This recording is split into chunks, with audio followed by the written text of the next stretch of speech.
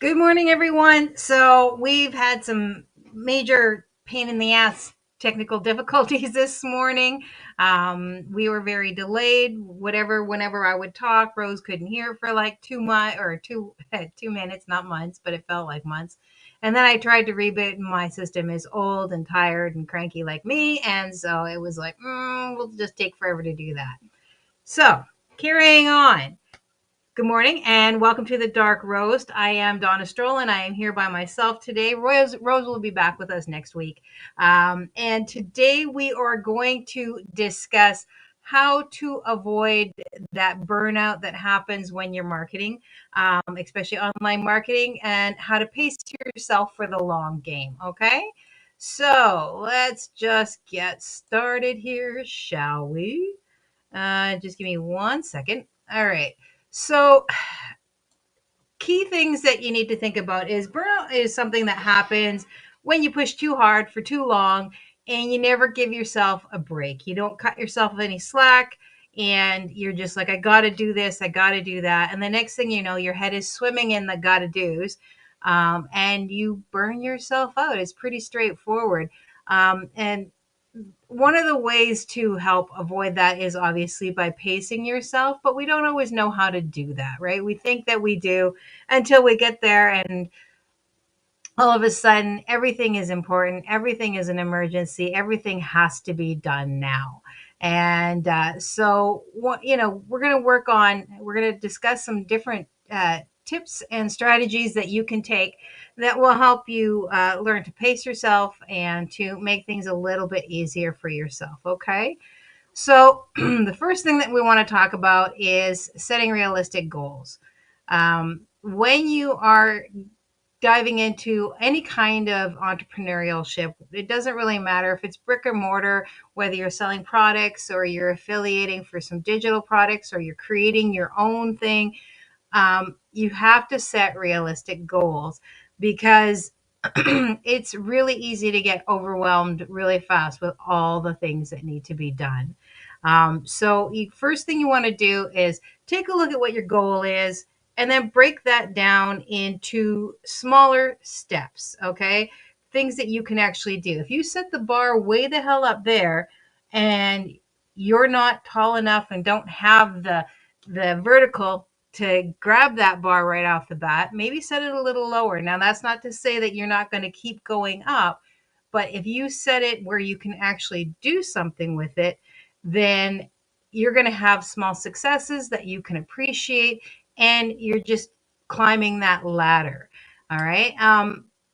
You're going to focus on your progress. You know, we always say progress, not perfection. And it's because it's really easy to get lost in the desire for perfection.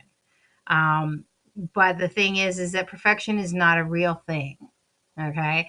And for all my people out there who suffer imposter syndrome, we know this and yet we still strive for it.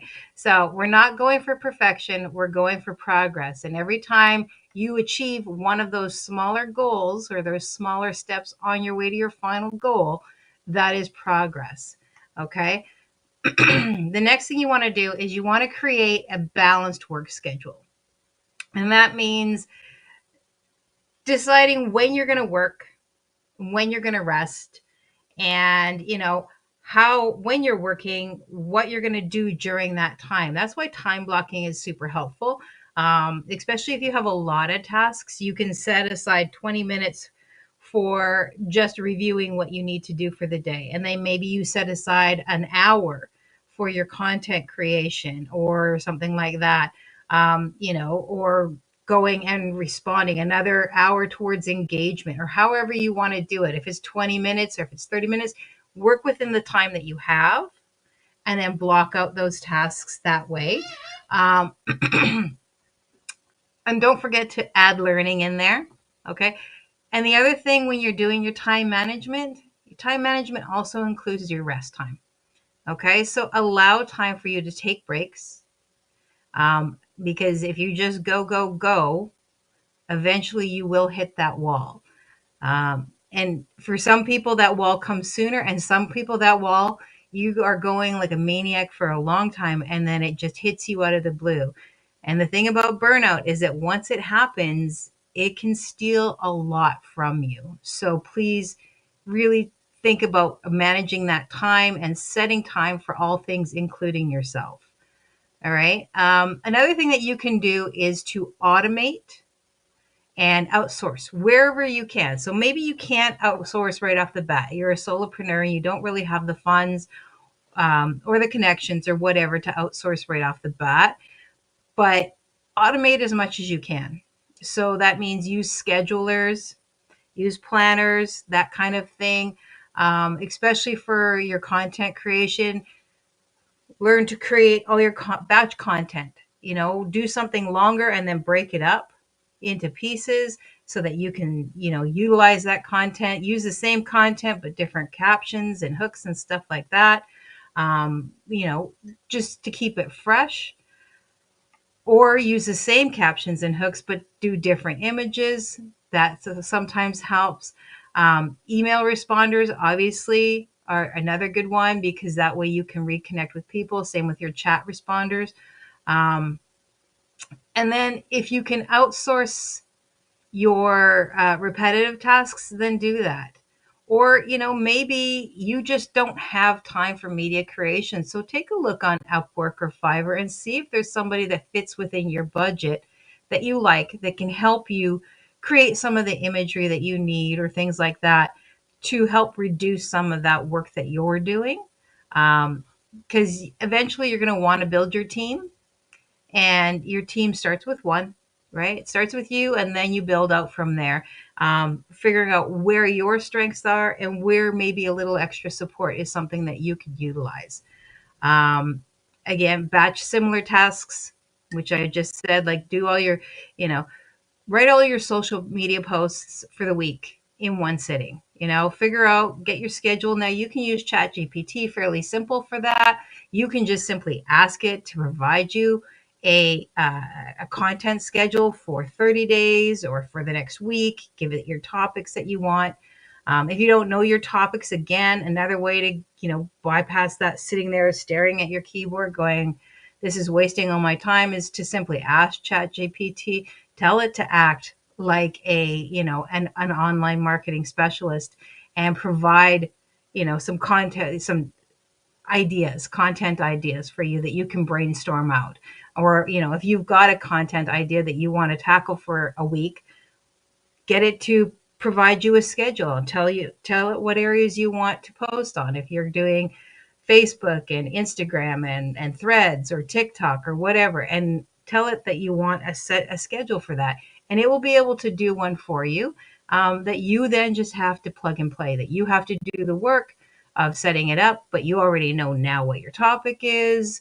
It's giving you some ideas on hooks. It's giving you some ideas on what to do, so that you just have to go and create the content instead of having to do all that other stuff in place. All right. And it's okay to reuse older content. I think people forget sometimes that social media scrolls. It goes by really fast. So what you posted 3 months ago, most people are not even going to know that that existed. So it's okay to reuse content. Even stuff that was maybe posted like 2 weeks ago, they might not have seen, because you're not reaching your entire audience every time you post. You're only reaching some of your audience. So it's okay to reuse older content, repurpose it, update it, maybe change the captions that are on it or something like that. It's just a way for you to uh, utilize something that you already have, instead of reinventing the wheel every time. The same thing with your blog posts. You can easily turn your blog posts into social media posts. You can break them down. You can turn them into videos, all those kinds of things. So it's a way to really work with that. And that's where your evergreen content is super useful. This is another way to really maximize what you're doing with minimal effort. So yeah, focusing on evergreen content like your blog posts and stuff like that is something that will continue to create revenue for you, as long as you make sure you've got it SEO optimized and you've got some links in there, whether they're directing people to your YouTube channel or to your affiliate products. those kinds of things, as long as they are evergreen, you do it once and then you forget about it. YouTube's the same way. You do your content, you put it up there, you optimize it for your best income potential, and then you just let it do its job. That lets you to focus on something else, because that is a perpetual thing. That's where the passivity comes in, is when you create evergreen content.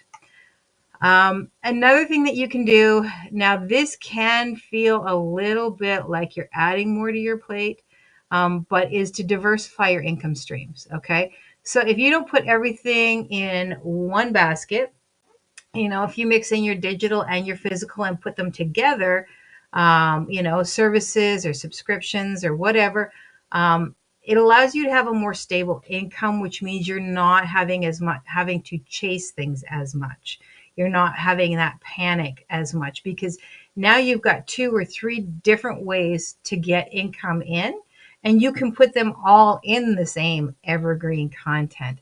And that allows for just a little bit of extra tendrils out there without having to do more extra work. As long as they're all tying together, you're not having to create a stream just for this and a stream just for that and a stream just for this.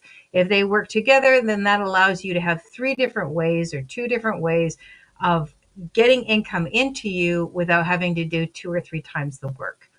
And I said it at the beginning, and I'll say it again. You need to prioritize your self-care. We often overlook ourselves in our business. We are so busy looking at what needs to be done, who our customers are, how we're going to serve people, what does everybody else need? What does my business need? What does everything, we're constantly drawing from our well to service others, but we need to be able to replenish our own selves. And if you put yourself at the bottom of the list, you are going to burn out. I know this firsthand because I have been in that situation.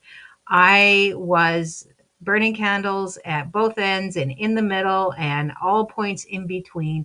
I was working, full time, raising kids full time, running a business full time, and then running 2 other businesses on top of that, that tied to each other, but still, were separate and yet together. I would sleep maybe 4 hours a night. Um, and then I hit a wall, or the wall hit me. And all of a sudden, I had no energy. I mean, the best I could do was get out of bed and go to work and come home and feed my kids, because I was so tired. Nothing had joy anymore. Nothing was fun anymore, because I forgot to take care of me. I was so busy taking care of everybody else and taking care of all the other things that I forgot to take care of me. And I paid the price for it. And so did everything that I enjoyed. So make sure you take regular breaks, even if you are, doing your task management for the day and you've got everything blocked out about what needs to be done. Factor in breaks, a moment to take a walk around or do a little bit of exercise if that's your thing.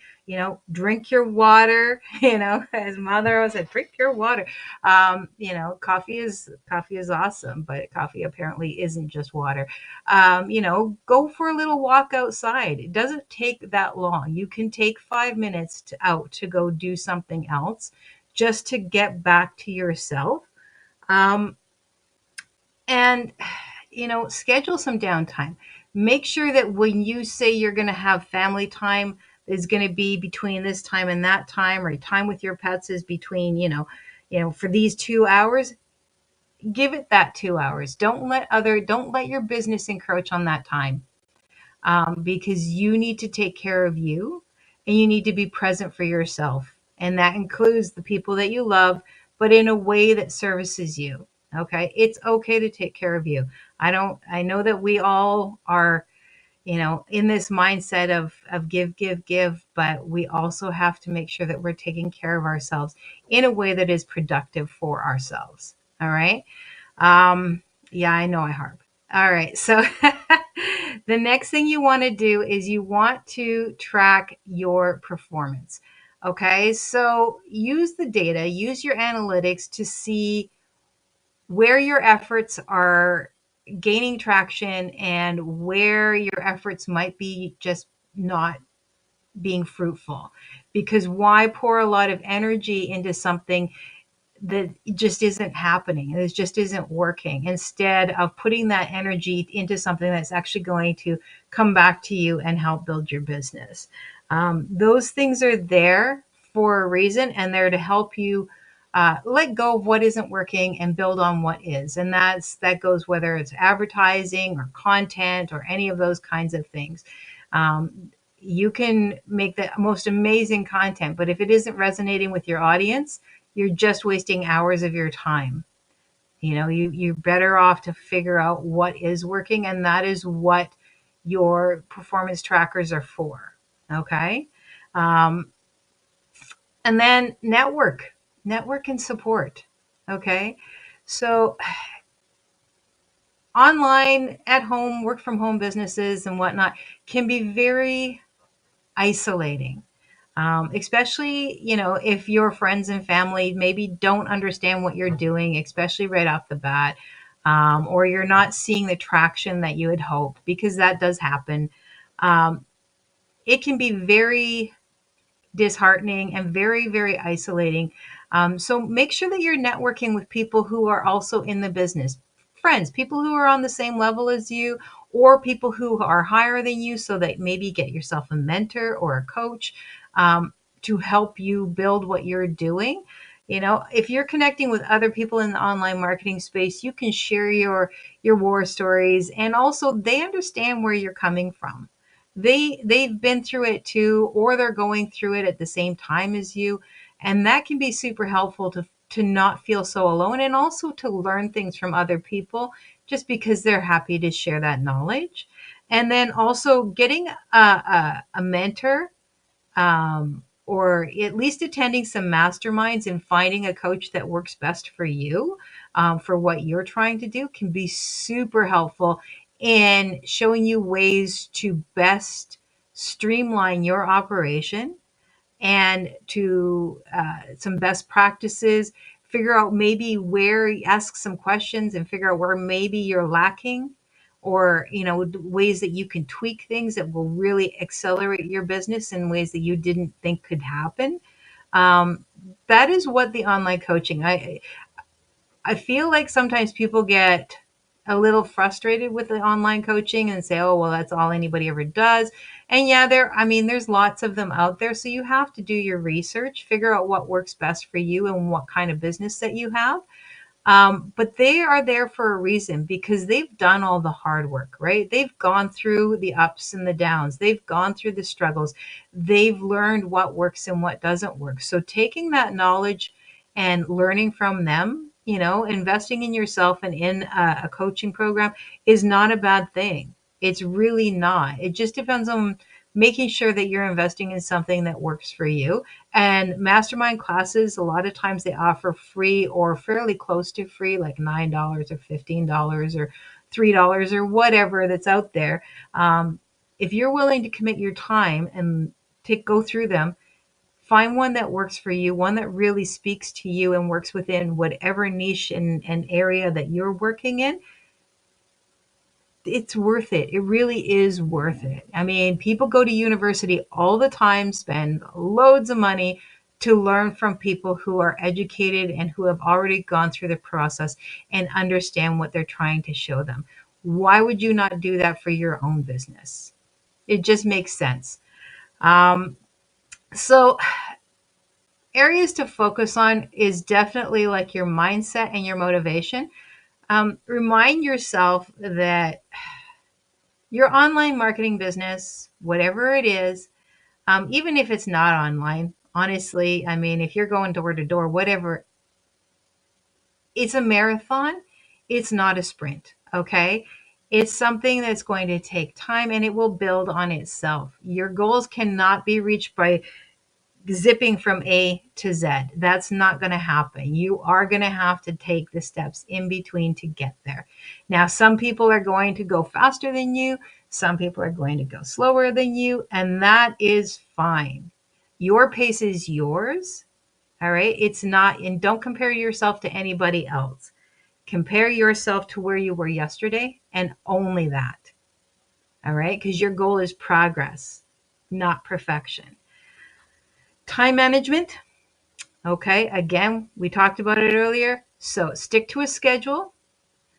Figure out the schedule that works best for you, because my schedule is not necessarily going to be your schedule. I get to be at home all the time. So my schedule is permanent, is personal to me. But if you are somebody who has a job and kids and pets and a spouse and all the other things, your time schedule is going to look a lot different than mine. So figure out what works with you and then stick to it. Okay. Have a content strategy is another one. Now, AI can help you with that. There are plenty of prompters out there that can help you with some information. Find yourself an AI group or follow somebody on Instagram or Facebook or Threads or wherever that provides some information about how to do prompts if you're really uncomfortable with it. Or you can reach out to me. I'm not fantastic at it, but I absolutely enjoy it. And there's some really simple prompts that you can use to help create a schedule for yourself, for your content, to really lessen that brain work that you're going to do. You still have to create the content though. And then self-care. Okay. Check in with yourself. Where are you? How are you feeling? What are you doing? And be honest with yourself. Not, I'm fine. I can get through this. Of course, you're fine and you can get through this. You're amazing. But that's not the point. Okay. You can only be amazing for so long until life turns up and slaps you over the head with like a big old 2x4 if you're not paying attention that you need to take a break. Okay. So make sure that you're being kind to yourself along the process of building up this empire that you're excited to have. Okay. That's it. That's all. I'm going to go through real quickly, just listing the ones. Set realistic goals. Okay. Create a balanced work schedule. Automate and outsource where it is possible for you. And even if it's not possible now, start researching to see if maybe there is some ways that you can outsource. Batch your similar tasks together. Focus on evergreen content. Diversify your income streams. Again, make sure that they all match so that you're not having to double down or triple down on your work. Prioritize self-care. I can say this a million times. Track your performance, okay? And then figure out what's working and what's not and get rid of what isn't. The goal is not perfection, it is progress. And then network and support. Make sure that you are connecting with people in your arena to make it so that you're not so alone. All right, that is it for today. I hope that you guys found this helpful. If you did, by all means, please, you know the drill. Drop a like, hit the share, send it off to somebody who you think it might be helpful for. Hit that subscribe button. If there's anything that you would like Rose and I to talk about, please drop it in the comments. If you are catching this on replay, #replay. And next week, Rose and I are going to be talking about the affiliate marketing myth, which is that it's not all passive. Okay. What it takes to build sustainable income, because we hear the stories about passive income, but the reality is that, it's not passive. I can get close to passive, but there's no such thing as passive income, really. Eventually there's work, and usually it's upfront. So at any rate, that is it. That is all for today. I want to thank you for stopping by.